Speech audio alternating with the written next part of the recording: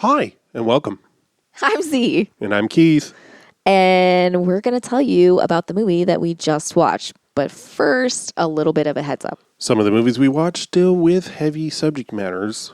In order to talk about these emotionally delicate things and the heavy subject matters that we sometimes cover, we add humor and crude language to add some levity and to process our own trauma.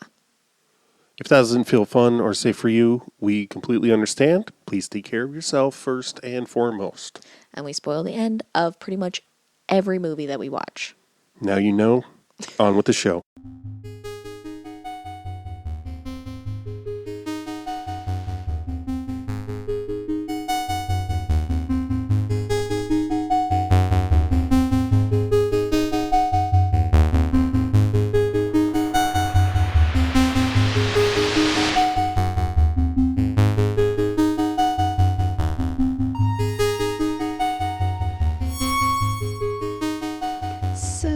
Hi. Welcome to June. I mean, you've already been in June. We just got here. It's 67 degrees and rainy. Yeah. It's pretty good. I don't mind it. Oh, no complaints except for the 90% humidity. Yeah, that's... But at least it's below 70 degrees. Exactly, That's exciting. I'm here with my gay little dink. Gay little dink is in the ye olde boots down the house. As the kids say. Boots Karis. He's no Ron Silver. Yeah. It's June 1st, the official start of Pride, when we're recording this at least. So give us your gay little monies. Be homosexual. Support gays by spending your gay money on non-gay things. .com. Yeah. This was a weird one. As you stated, no trivia for this one. Be the first to add trivia. Yeah, no IMDb. trivia on this. And I looked at the Wikipedia article. All I learned from that is, I think that's where I learned it was a play first. Yeah. Seemingly the playwright was also the screenwriter. So, there was a director, but no other writer credited for the film. Oh, okay. I already forgot his name. I want to say Jill Stein, but it's like James Still. No, it's Jill Stein. His name, Jill Stein. His name, Jill Stein. Brenner. Not what I was expecting. Yeah, James Still. I thought it was going to be a lot more chaotic. Good. Oh. It was more chaotic than I expected. Yeah. Well, a different flavor. I suppose. I guess. I was expecting more like... I feel like it was somewhat seemed to be critiquing chaos, like a critique on chaos, you know? Interesting. Like, it definitely felt like it was a play first, but in a way that it wasn't translated to screen in the best of ways. Agreed. Which I feel, I unfortunate. feel, yeah, because it was not disinteresting. But it wasn't not interesting. right. Like there was a lot of chaos happening in a way that, well, there wasn't chaos. It was just like a lack of explanation is what it was. Yes. It wasn't really chaos. It was just like trying to represent Yeah. chaos by just not communicating. And I'm like, that's not really chaos. That's just not making things clear.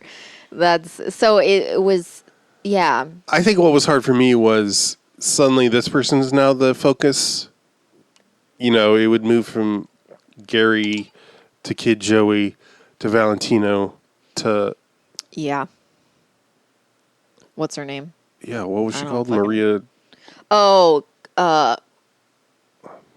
Fudge.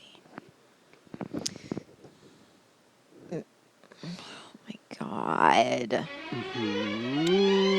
Carmen. Mary Carmen. Mary Carmen, yeah. Mary Hartman. Am I right? The part where you're like, she said, I'll always remember you. Fucking ass.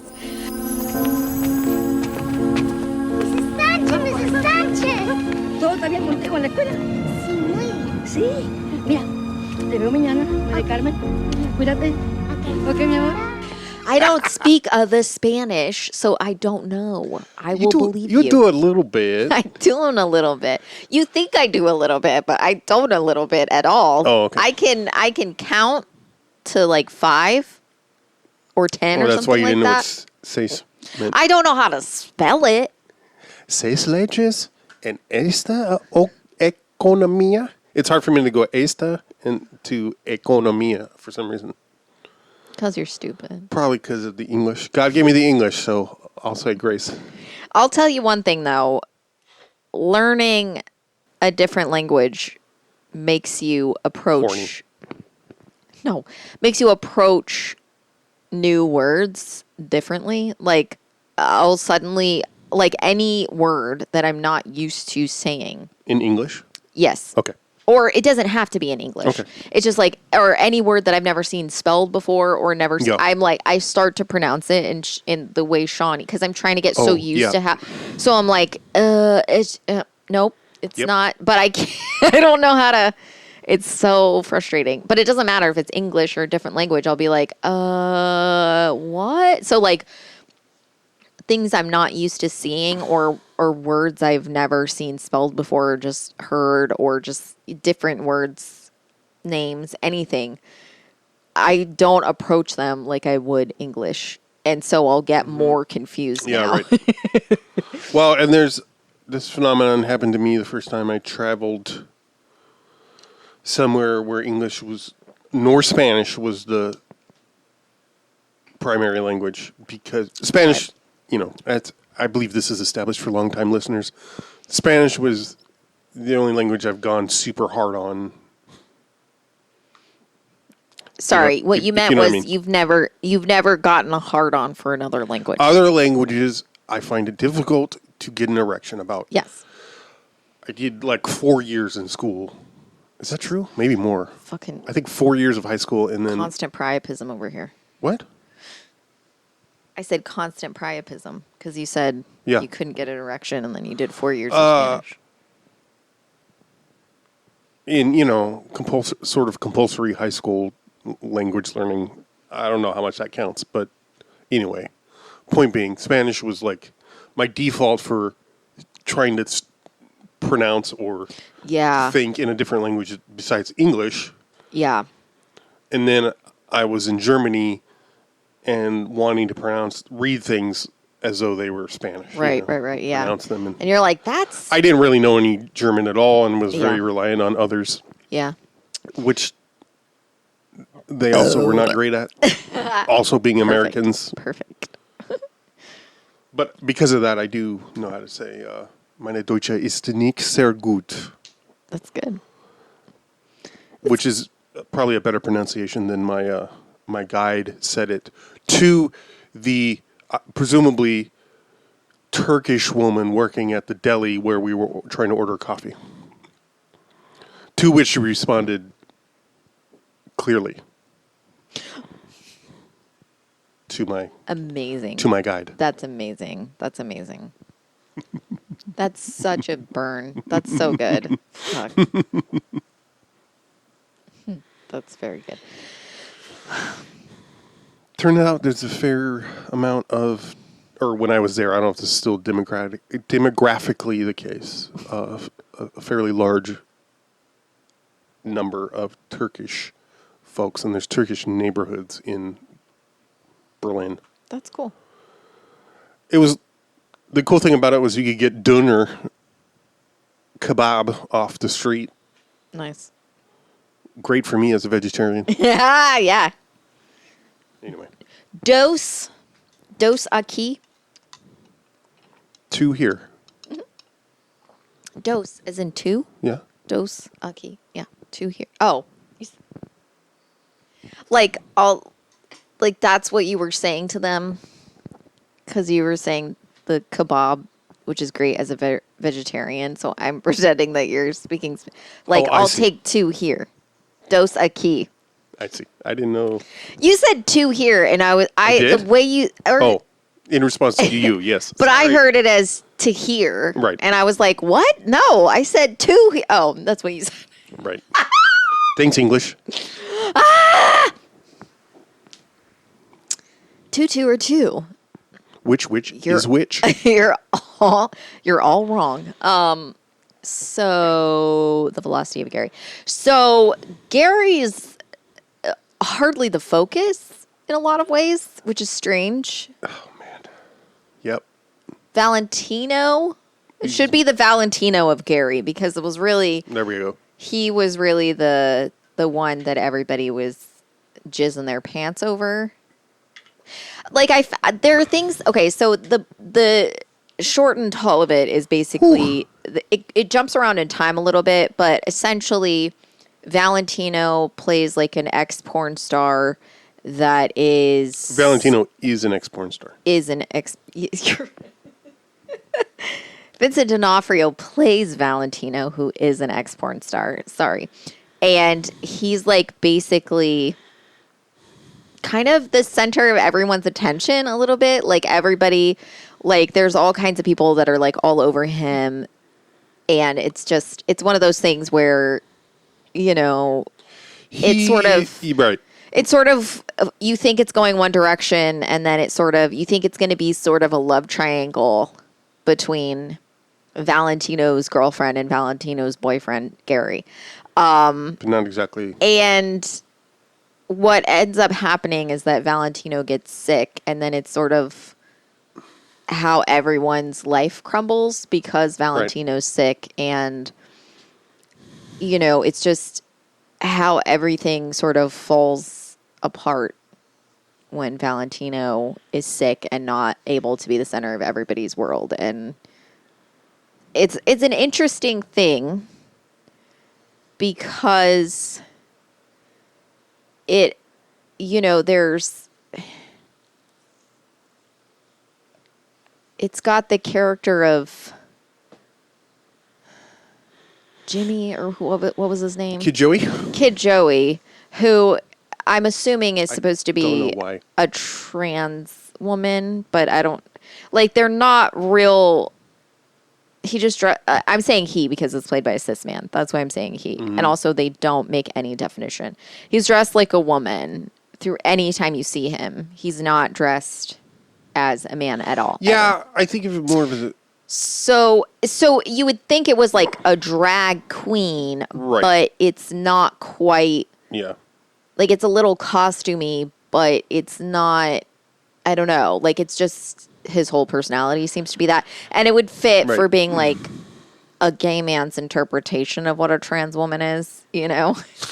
Like, you just wear costumes and sing, right? Like, yeah, right. That's what, you know.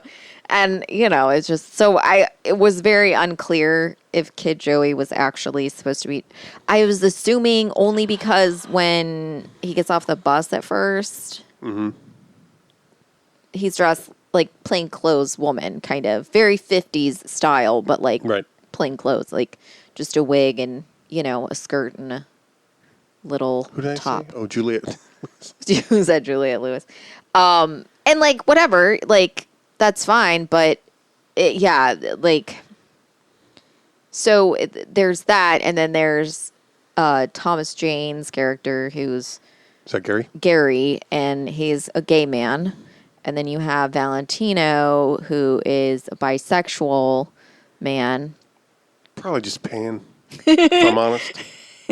And then... but in the mythological sense, he's a gay little dude who plays a pan flute. Yeah, and then it has Mary Carmen, just a little, who is, you know, a cis woman who's straight, as far as you know, but she's not white. So like she's sort of an outsider. And she hangs out with all the queers. Yeah.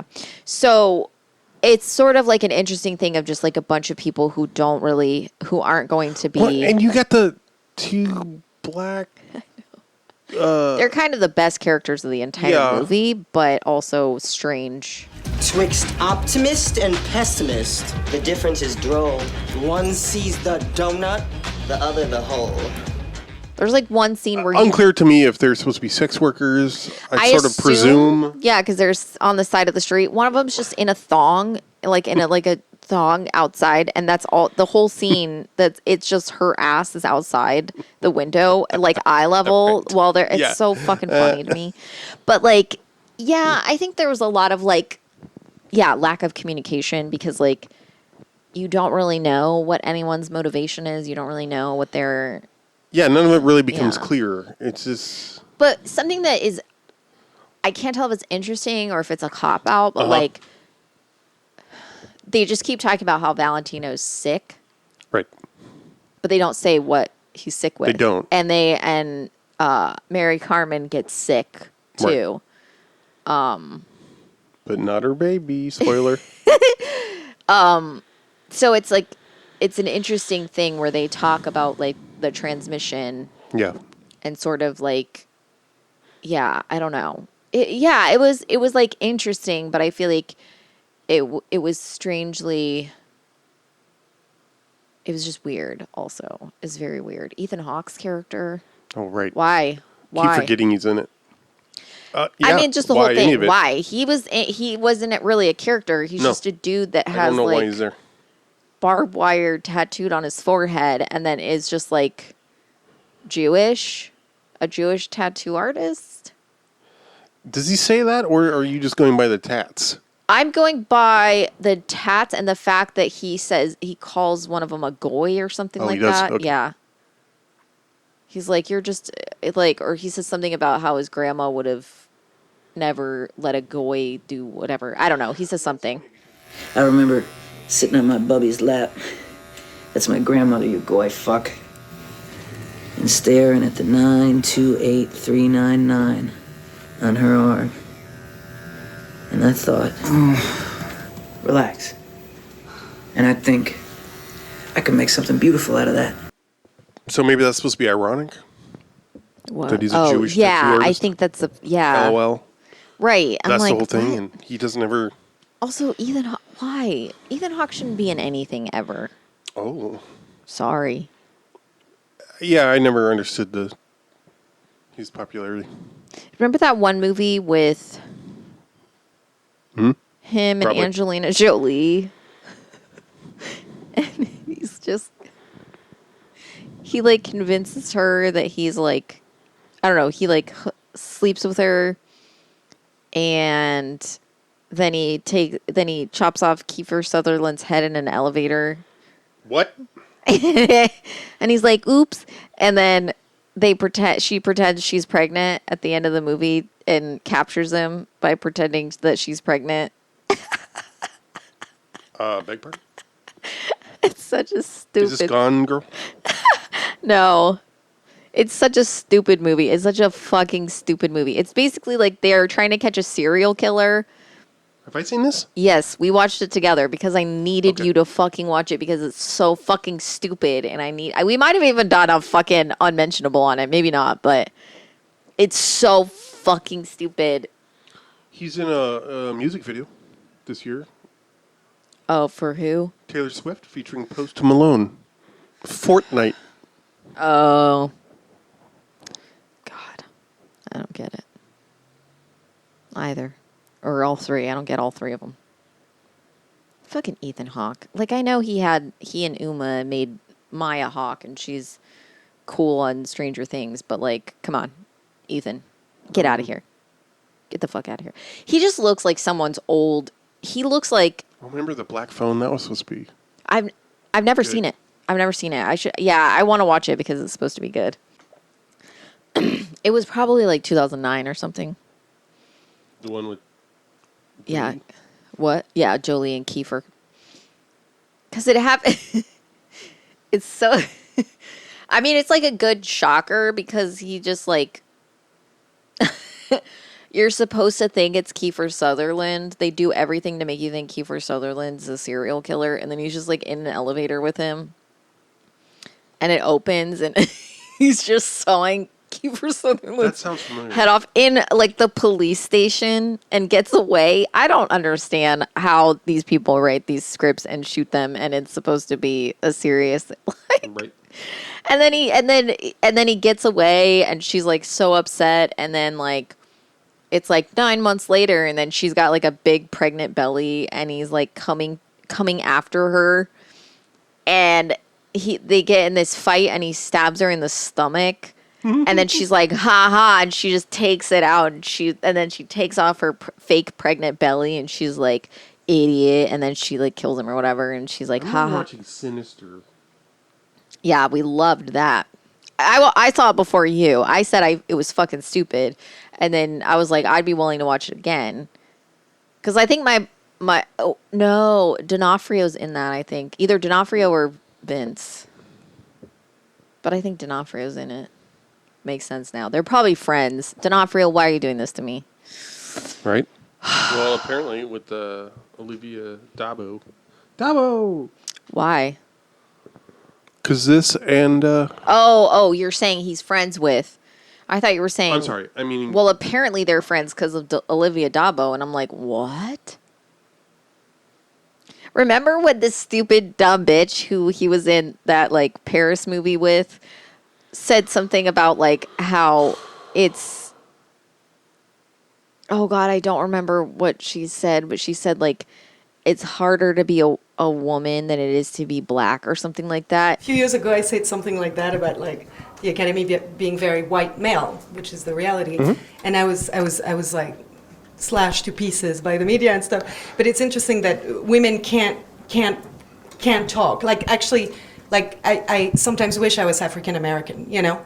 Because I think at least people don't bash them afterwards when they say something, you know, about a reality, which is like, you know, we live in a xenophobic environment, right, not just the you know, not just the Academy, obviously, just the entire world, you know? Mm-hmm. But like, it's very hard for a woman to open it, I think. Even hard. I think it's probably the hardest to be a woman, because feminists is probably something that people hate above all. Like, I don't think it's nothing worse than being a woman in this business. I really believe there's nothing worse. Actually, in America, because in France it's fine.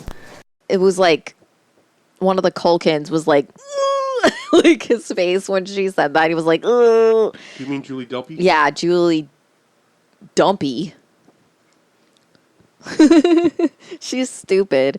This is the thing that will. I mean, I know that. Usually we reserve this for movies that we love, but like the thing that drives me fucking insane that I do not understand when people do. I mean, I don't understand how people can hear themselves say this and then be, or hear this thought and then be like, this is something that should be said out loud, when people are like, compare like womanhood to like an ethnicity. Mm-hmm. Like, it's harder to be a woman than it is to be black. Like, woman is the N-word of the world, and you're like, you know that those things can coexist, right? That taking lives, that's what it is. It's so stupid. The smashing of the face and the cutting off the hands, it's the sexual element. It's what turns him on. That's James Costa. He claims he saw most of what happened. Look, I'm doing my best here. That man's face was half gone. Based on a novel. Yeah. Oh my God. And like, this is the thing. How does that get made? French Canadian. Oh, that's right. Yeah. Oh, don't worry. It has like a lot of people in it too. Yeah. I don't remember all who's in it, but it's like, it's insane. There's a weird, there's seemingly, especially in the early, like the first decade. Of the aughts. Yeah. Cause this was 2004. Maybe late 90s.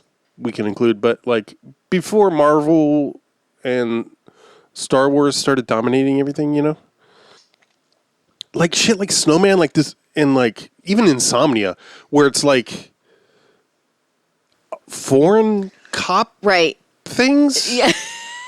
And Lilyhammer, do you remember that series? I remember that you watched it, but I've never seen it. I watched a couple of episodes of it. I couldn't get into it, but presumably it was somewhat comedic, and I wasn't prepared for that. Mm-hmm. Oh, okay. I did watch. What? No, nothing. I was just. It's something that you. I was just laughing at something I did. I was just remembering because you said foreign cops or whatever, and I was remembering Broadchurch, and I thought Example. David Tennant's name. I thought his name in the show was Broadchurch. His name. So I would just call it. I would be like, "What Broadchurch?" And he's like, "That's not his name." I was like, "I don't know what his name is." I don't know. I have not retained. His name's Miller. His name is not Miller. His name's Broadchurch. Her name's Miller. That's the show. Oh my God, the first season of and that. even Top of the Lake. You jizz your pants I about love that. referencing it until you remind me it's Elizabeth Moss. And then I'm like, you're like, oh, you were like, let's watch this. And you tried it for, I swear to God, one time you found it. And we watched it for like 30 seconds and you were like, never mind. And you switched. You're like, I don't actually know if I like this. And I'm like, what? And then you're like, man, I keep wanting to watch it. I'm like, Elizabeth Moss is in this. And you were like, no, what? No. Yeah, I watched that before I knew who she was. My alibi. She's not the most interesting part of it, but even... The thing is, Elizabeth Shue, when she was still... Shue? This whole time I've been like, don't say Shue, because that's not who it is. Elizabeth Moss. When she... when she was like still like the ugly, when she was like playing roles as the ugly like sister, like Look, the you ugly, can say Uggo. the Fuggo. She like the first daughter. She was the first daughter. I do remember because I referenced that, and you're like, no, really? So yeah, I remember. So she was in like Girl Interrupted. You taught me things. She owned. She played like a burn victim. So like she, like when she was playing roles like that, I was like, okay, I don't mind her. She's fine. Like she's an okay actress. But when they were like Elizabeth Moss as a Shue, I'm like, I don't care. Like once Handsmaid, Elizabeth Shue as a Moss. Once Handmaid's Tales came out. Yep. Once she did those, I was like, I don't care. It was really Mad Men. I didn't mind her in Mad Men because she was still the Fuggo, right? She was like the dorky, like... I don't know. But that's really what shot her to fame. Yeah. And then, like, the first season when she has a baby, like, honestly, people jizz their pants over Mad Men, and I'm going to say this, it was boring. I remember... I don't know why, but, like, I was like, it's really weird because I don't know, whatever his name is in the show, Madman. Yep. When Madman is like, you find out he like, that's not his real name. And he like, basically stole someone's identity from the war. And what is it? I don't remember. And I was telling you, I was like, it's really... Don Draper. Yeah, Don Draper. Don Draper.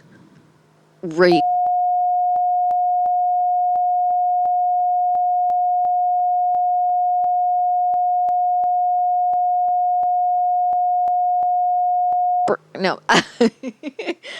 I was like, it's real. I was talking to you about it, and I was like, it really sucks that like they never explain any of that. And you're like, literally, they explain all of that. And I was like, what? I was like, no, they don't. You were like, yeah, like the whole thing, like they do all of that in like the first season. And I was like, what? I have no memory of them going into it whatsoever. To be fair, that show would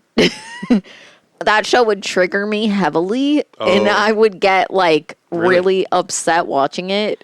Yeah. Because Don Draper, I don't know why, not John Hamm, but the character of Don Draper reminded me of someone who did something bad to me. Okay. And so I would like have like panic attacks while I was watching it. And then I was like, I don't care about this show. Like, why am I watching this show? And so I feel silly that I tried it. I mean, I'm a little, I'm glad that I know that I didn't continue past, like, I got like a couple episodes in the second season and I'm like, no, I don't give a shit. Well, it's one of those things where it's like, it's that sort of like it's sort of like a I said this sort of about Hunger Games too. We have a lot to say about the velocity of Gary. I said this about the Hunger Games too. Like, it's the whole thing. Like, I didn't really enjoy the Hunger Games as a film because I was like, the whole movie is just a bunch of kids killing each other.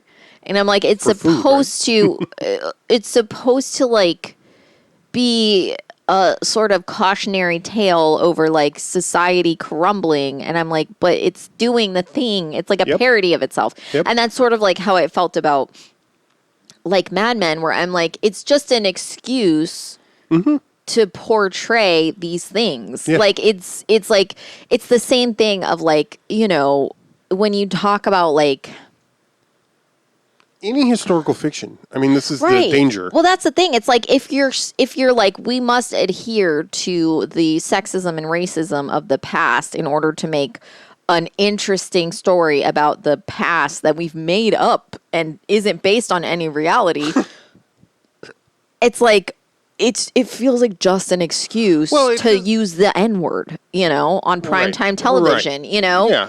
And be like, well, these people didn't know better. I'm like, okay, but you're not these people. You know? Right. You know, like, you need to either show it as worse than we're told it is. Yeah, right.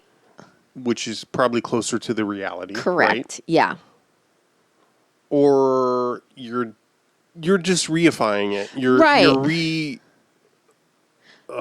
revising history. Well, right, You're because putting it's it like in the zeitgeist that. Well, because a lot of times, like, they're just like, oh, it was this way, but they were actually having sex. Like, oh, I'm like, that's not.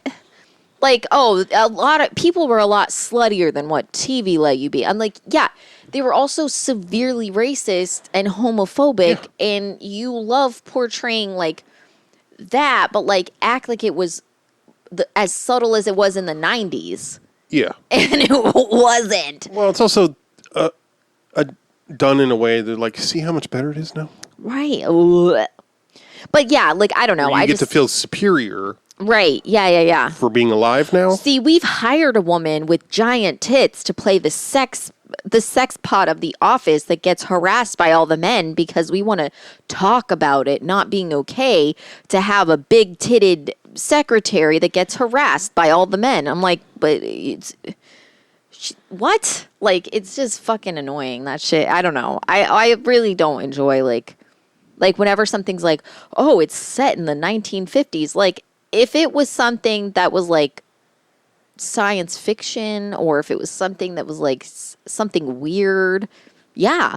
But if you're gonna be like, it's a historical drama, I'm like, that's okay. I mean, the other thing is, you know, it's, unless otherwise stated, it's coming from a white perspective. Right. I think that's if it's like, if you're gonna be telling me something, if it's gonna be like starring like all like native people or like all black folks, and it's like a story set in 1950s, am I gonna watch it? Fuck yeah. I mean, I'm probably gonna cry too, but I'm gonna watch that shit.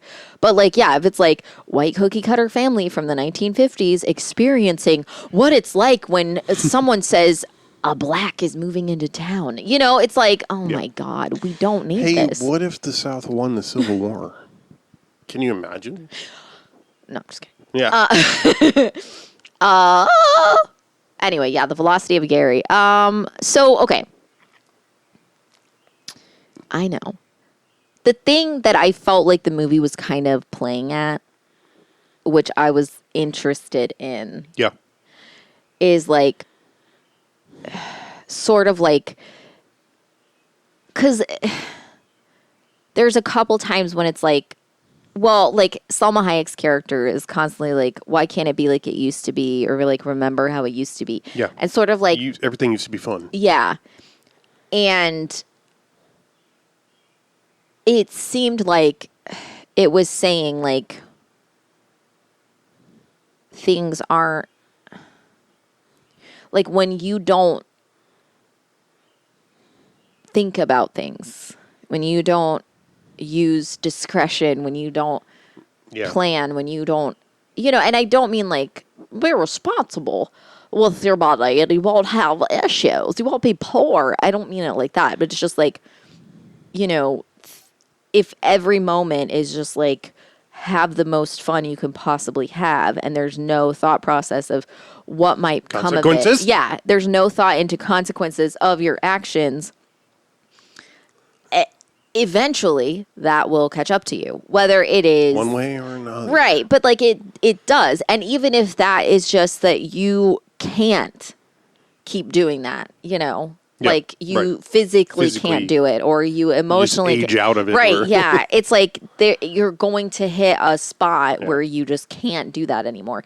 And so it felt like, especially, I don't know, the part where she's like finds out she's, or it's before she finds out she's pregnant, but she starts puking, and she's like walking around, and she's just like getting drunk in the day and like really upset about everything, and she was talking about her feet stink, which was very funny. I thought Her socks. her socks stink. They're Valentinos. Have you seen my socks? Tell me about him, darling.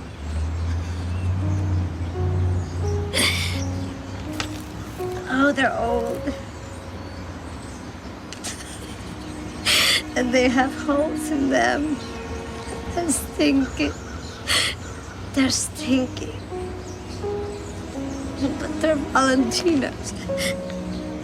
They're Valentinos.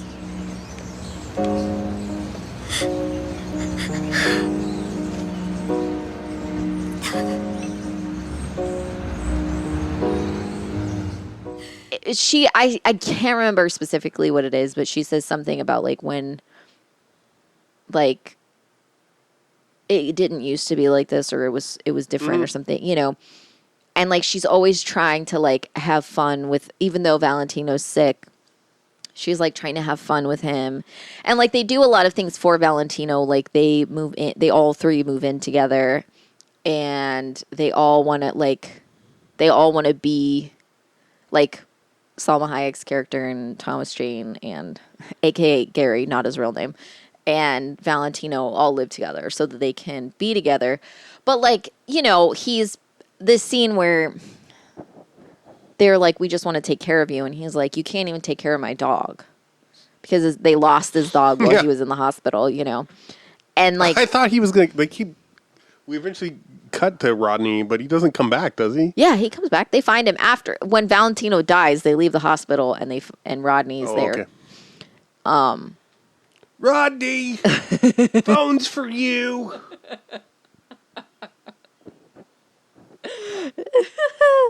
I just get me like, Rodney.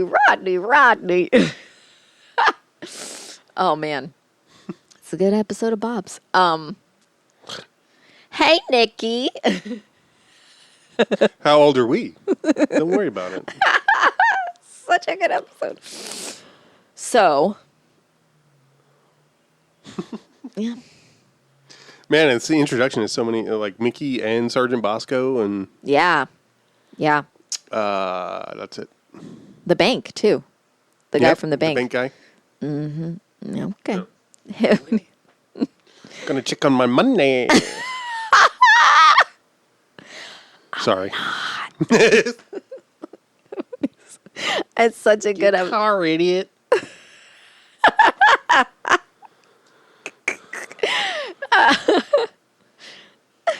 But the I just love it when Bob's like giving Mickey the like speech, and he's like, the way the bank guy is like, and he's like, okay, like the way it's so fucking funny in the background. He's like, but it's on my terms, and he's like, okay.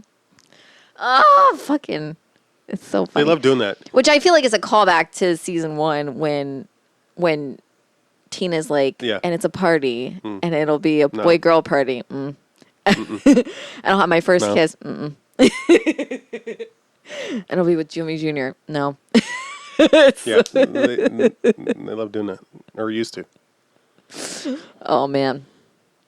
I don't want to say the thing I don't like about Bob's Burgers, because it's not that I don't like it. It's just something that I don't know how to handle. Is like the later the seasons are, they're just like, oh, you like the show a lot. What if we made you cry in every episode? I'm like, yeah, you know what? I get it. The movie was great, and the movie made everyone cry. But I don't want to feel that way every 30 minutes. Every week for 30 minutes. Like, can you stop with all the like, it's good. They're not bad. I'm just like, oh my God. Like the fucking episode where Louise, they were like telling her what she didn't know what she wanted to be when she was a grown up, and they all were telling her like ideas or something, and then it gets to Bob and what he does, and I'm like, ooh. I don't remember that one, but I probably blocked He does the Children of Men storyline with her. They're like, he's like, okay, I've seen Children of Men, like, but it's just really sweet, and I don't know, whatever. Anyway. Mm-hmm. And the one with Rudy. Oh God! The Amazing Rudy or whatever. Fucking Christ! When he loses shit, and then going to fucking when they go to Bob's mom's grave or whatever. Oh my God! Like y'all, yeah, they're going hard. Fucking shit. Most recent seasons. It's good. Like it's good, but I'm like y'all's first episode was that they thought you were eating people. Like, can we have and a that little was a bit? rewrite from. Yes, that was they a rewrite serve people. From your burgers being Soylent Green or whatever. So, anywho, velocity of Harry. It's fine. No, it's just there was so much. I felt like it really just it kept. Well, it also doesn't help that we got the Italian dub of it, so everything, all the subtitles, title cards that are like all the title cards, all the subtitles were not in English. So subtitles. There's like one where he says, Vincent D'Onofrio says like, "Can you read my lips?" or something like that. Oh yeah, right. And it's not in English. Right. You know, I'm like, oh. And I don't know if the stuff Selma Hayek says is supposed to be subtitled. You know. Oh, I doubt it. It's mostly outbursts, and yeah, but from what I could understand, it wasn't significant. Thank you. I mean, she's often. I know she just said saying shit the same a lot. thing. Yeah. Well, she also says "come." She calls everybody "come mierdas." Yeah, which is shit what? eaters. Oh, nice. How long has this been going on? How long have you been burping? Fuck. Yeah, it's Oh my God. Didn't feel cohesive, which I think Yeah, was that's maybe disappointing. intentional. Like, yeah, right. I don't know. It reminds me. This is the problem with watching. Well, it's not the problem. It's a. It's just a fact, I guess. Being a young adult in the 90s, if I can call myself that, turning 20 in 1995. Like in the early 90s, there was definitely, there was a romanticization around like the Beat generation, which did a lot of, like Burroughs wrote, his first books were junky and queer, you know, depicting street life, kind of. Street life. Yeah. Yeah. But from this middle class perspective, right? Like where it's like you came from money, but because you started using drugs or because you wanted to have gay sex, you lost it. You had to kind of go underground, which means you were at least exposed to people who basically lived on the streets. Or you ended up there because addiction or ostracization because of your sexuality, etc. And that's what. So that's just context. Like that's my personal perspective. Like so when movies depicted that, where it seemed like it was. And that's part of why I was attracted to like a lot of queer-centered stories or cinema is that there's this outsider perspective. Right. And at the very least, I was definitely thirsty for perspectives outside my own lived experience, right? Yeah. Which, or, not only my experience, but the mainstream presentation via movies and television, right? And bonus if it involved things like nasty gay sex or drugs. Yes. Like we're really like I really feel like me and Floda and Ruth to a certain extent had this. We were kind of. I remember thinking of us as counterculture nerds. Like we weren't counterculture, but we were nerds about the things produced by counterculture of the 50s through the present, basically. Yeah. But so we never did any of that stuff. Right. You know. But we were sure fascinated by New York in the 70s or whatever, you know, that kind of thing. Yeah. Which was everywhere in the 90s, I feel like. You know, Yeah. There was a lot of new independent films doing that sort of thing. So this feels like that.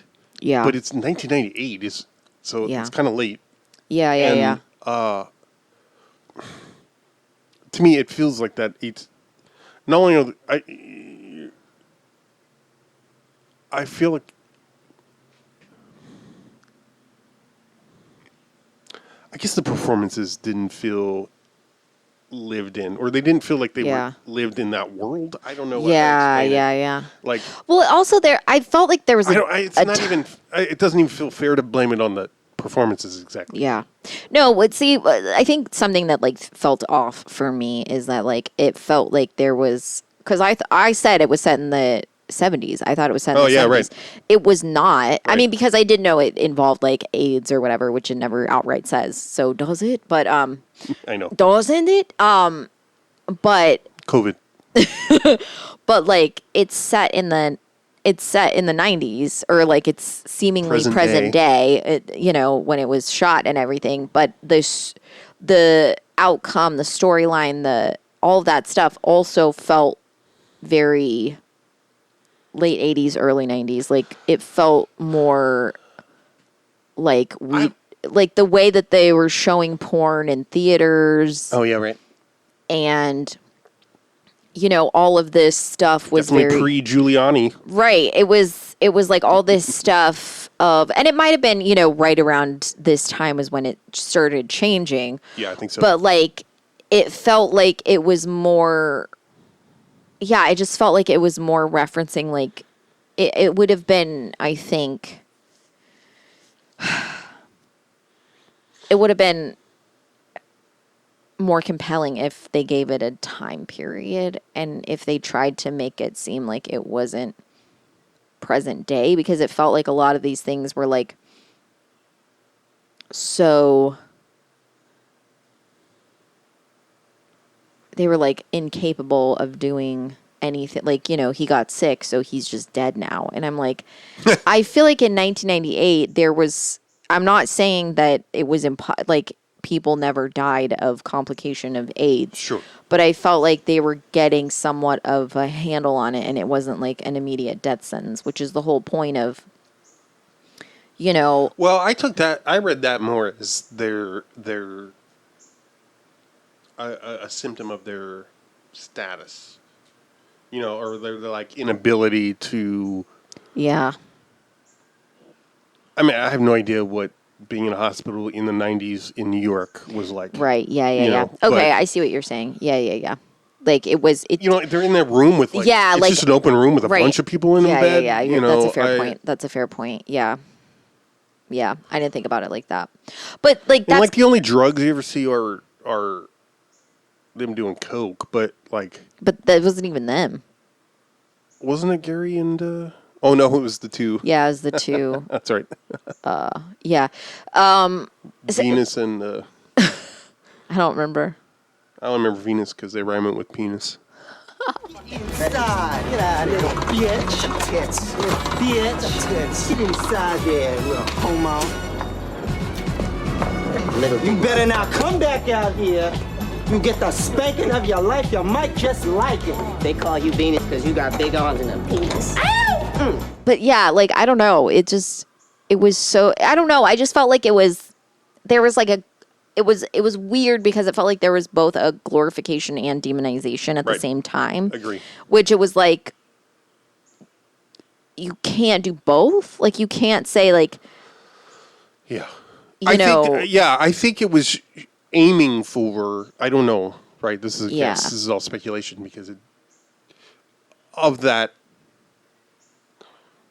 hey, I'm just showing you a scene. Right. Yeah. No judgment either way. Right. yeah. But in doing that, it just it ended up right, because I think when people are trying to do the thing where they're like, here's a look at life, if they're not the ones that lived it, right, then you're going, even if you don't realize it, you're going to be more biased towards it. Right. Like if you've lived something and you can look back and you're like, okay, here was just an example of how a day would go. Right. Then you're able to like give it context, but take away like judgment. But if you've never had that experience yourself, you're going to be making assumptions, which are going to come through, likely be made through biases that you have. Right. And so you're going to paint a picture that is judgmental or glorification or whatever it is, or a mix of all of it, without realizing that that's what you're doing. And like, obviously if you don't know something, you're not going to be able to, this is sort of why people say like, if you're right, what you know. Well, right. But this is why people say like, don't write things for people who's like, don't write characters who are in a different place than you. Like, don't write black characters if you can't make them, if you have to like pretend that you've met a black person or something. Don't write characters that are poor if you are upper or middle class. Yeah, like, I was thinking of that are out of your context of living. Like, I'm sure I would not have felt this way in the 90s. Right. However, when we watch Freeway, like there's a lot of, I mean, that's kind of the whole premise of the thing is all the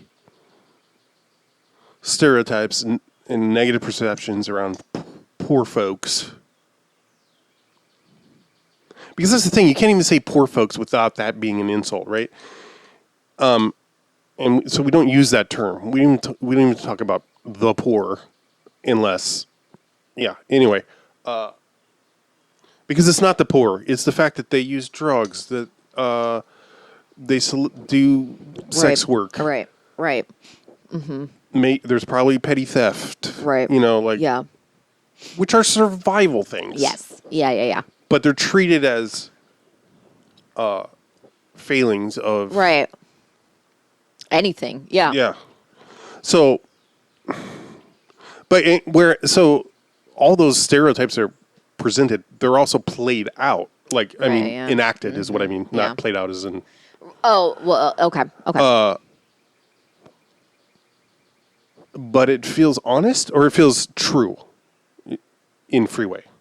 Yes. Right? Yeah. I felt like the writer was writing from some experience. Right. And things that were exaggerated or camped up were like, you could tell there was intent there. Not that it was accidentally done. Yes. Or that it was over dramatized. Right. No, it was campy. It was satirical. And while you do laugh at, it does, it is structured so that you are laughing at the behavior of Amanda Plummer's character, for instance. Right. Yeah. Brooke Shields and Kiefer's characters are also fucking ridiculous. Yes, right. But also what they do to make you laugh about Amanda Plummer's character is portray her not as solely a sex worker, but as someone who is intentionally neglecting their child. You know what I mean? Like, you are allowed to laugh at her because to do that isn't causing further harm, Like, to do that isn't causing the people that she's causing harm to pain. To do that isn't to belittle the people that she's causing harm to. And she's presented not as someone who... I bet you like having your wiener sucked. So fucking funny. But, like, stuff like that. Like, she's just like, you're laughing at how she says something, not that she's saying it. Right. You're laughing at the way that she's, because, like, they pull, like, a crack pipe out of her purse or whatever, and she's like, that's not mine. And they're like, are you serious? Right. You know? So stuff like that where it's like a lot of the things you're laughing at, you're like, she's doing things that cause harm. But you're not laughing at her being in that situation. You're laughing at her behavior. How it affects... Right. Well, you're not laughing at how it affects her kid in the movie. You're laughing at the fact that she thinks it doesn't affect her kid. I see. You know, you're laughing at the fact that she thinks that it's fine, you know. Right. But you're not laughing She's a good mom. Right. Yeah, exactly. Right. I'm a good mom. You're like, oh my God, you know, this is Tender moment they have where she's handcuffed. Right. And right. Reese Witherspoon is like... Right. It's like giving her a cigarette. Right. Stuff like that. It's like, it's very funny because you're like, oh, this is, you know, it's showing you a very clear, very absolutely ridiculous, very true to life thing. And it's saying it's okay to laugh at this because it's ridiculous. Like this kind of situation is ridiculous no matter what side you're on. This is just a ridiculous situation. But it's not saying, haha, poor people, you know? And the way, you know, like you said, like Kiefer Sutherland's character and Brooke Shields' character are still like the fact that like she blows her brains out because her husband did something bad. She does? Brooke Shields, yeah. Really? It's like even in the slideshow that I made. Totally forgot. And like she, you know, like her husband, like being accused of it, she doesn't care. Right. All these things, she doesn't care. Like she's like advocating for a kid in a horrible situation to be absolutely destroyed because she changed her status. But then when it's just, he did a thing, she's like, oh, I can't handle the stress of that. She like ridiculous. Yeah. So like, Yeah. you know, there's a lot of ways that it's presented where it picks at the status and it pokes fun at the things that people are willing to overlook, you know, and stuff like that. Right. Yeah. Okay. Would you recommend? I mean, sure. Yeah, I think anytime we have like these films that are like queer or, you know. Yeah, I think we talked about this like, during Priest. Right. But I mean, like, same thing with Nuts, you know, like this is a good sort of example of like trying to show queer life and using only straight people. Like, because none of the main characters are queer. I mean, I don't know. Selma Hayek may be a little fruity, but like, and I don't know about, you know, anybody's actual orientation, but no one is a flaming homo, you know. So to portray them, I understand in the 90s, like, you know, it was a whole thing, but like a lot of the attempts to show this were very, like, you know, Thomas Jane's character in the beginning when he takes his shirt off and he's just walking down the street. It's like, it looks and feels like a caricature of what you would expect a gay man to look like. Right. Without the, by all accounts, what gravitas 70s or whatever New York was like. Yeah. Without like the gravitas. I said gravitas. It's gravitas, right? Gravitas of like, you know, actually it's being like of actually being a queer man, you know, like, you know, he's just taking his shirt off and like trying to sway his hips and walk with attitude. And it's like, you're not doing it. Like you don't look, you look like you're putting on a performance. You don't look like you're, you know, and it would be one thing if that was like critiqued where it was like, you don't have to walk like that in order for people to know you're gay. Like you don't have, but no, nothing like that is ever, you know, and his character is I think Thomas Jane is probably, I don't dislike Thomas Jane, but I think he's probably the weakest link in the movie because he's the person that has like the least amount of personality. He barely says especially anything. Given the title exactly role. Right. It doesn't even. It doesn't make any sense. Like his character's one note. Yeah. I mean, I would recommend this just if you want to watch Vincent D'Onofrio make out with a bunch of people, definitely watch this. Boy, does he. He just eats face for the first like 30 minutes of the movie. Yeah, it's pretty hot. Like I said, Keith doesn't like seeing people kiss in movies. I do. Yeah, it's not. It's funny. I like seeing people kiss in movies. I don't like watching people kiss in porn. Don't do that. No, that's fair. I used to get annoyed at people around me who would be like, I don't want to see people kissing in films. But now I'm just like, I don't. Now you're like, I don't want to see people kissing. I mean, it's rarely hot to me. Here's the thing. If it is hot to me, I'm like, more, please. I want to see more of this. But if it's not, I'm like, ew. But I usually make a fuss when I think it's, sometimes it's just fine. It's just there, whatever. But like, anyway, I just think Vincent D'Onofrio looks like he'd be fun to make out with. But yeah, like I think Thomas Jane is the weakest point in this. No offense to Thomas Jane, he was great in Dreamcatcher. No, not Dream. I mean, he was also in Dreamcatcher, but oh god, I can't think of it. Oh my god, the fall. No, shit. Stand. What's the one where it's a Stephen King movie, and like the fog comes in. Oh, Mist. The Mist. Is he the lead in that? Yeah. Is that him? Yeah. Remember when we tried to watch the show? God and damn. we got a episode in, and we were like, okay, well, we'll be killing ourselves. That's cool that a high school student got essayed, or maybe that was a story she told. Well, the way that in the first episode, I love that there's a mystery of who it really was, and we get to, and it's gonna be her actual friend because of how fucking psycho that kid was acting in the first episode. I was like, I'm not gonna want to deal with that. I'm gonna want to stick around. Thank you very much. I don't want that to be the mystery that we unfold. Mystery? Like, exactly. No, yeah. Torch Song Trilogy came to mind. Yeah, I was thinking about of course, that too. it's set and was written a decade and a half earlier. So yeah, right, almost two. Right. So it's a different. But I felt like it was trying to do a similar thing, and like here's what it means to be gay in New York, and why it's important to form family. Yeah. Right. Yeah. It didn't make me. It didn't do it. Yeah. He didn't sell me on that. Yeah. Right. Like I think it's an interesting premise to be like, oh, okay, these people are like.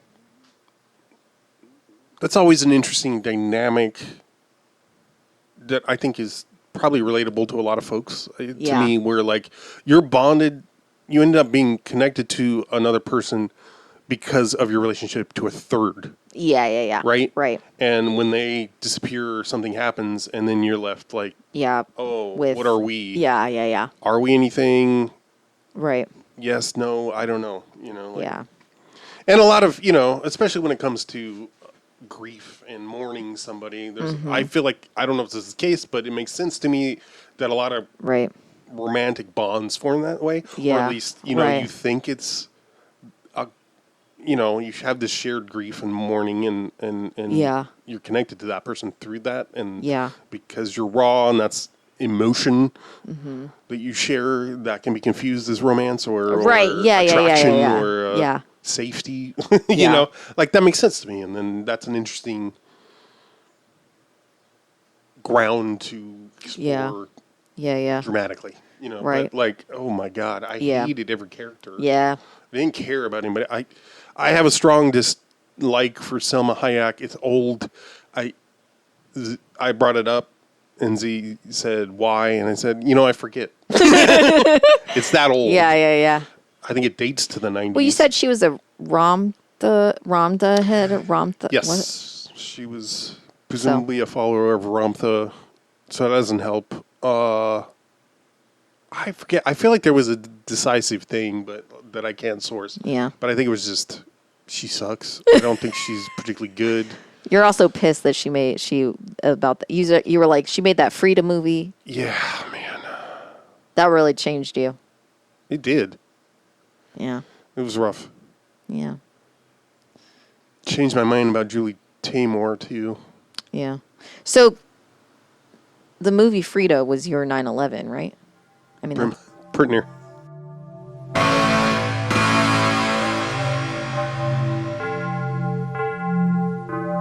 Sometimes I felt I had to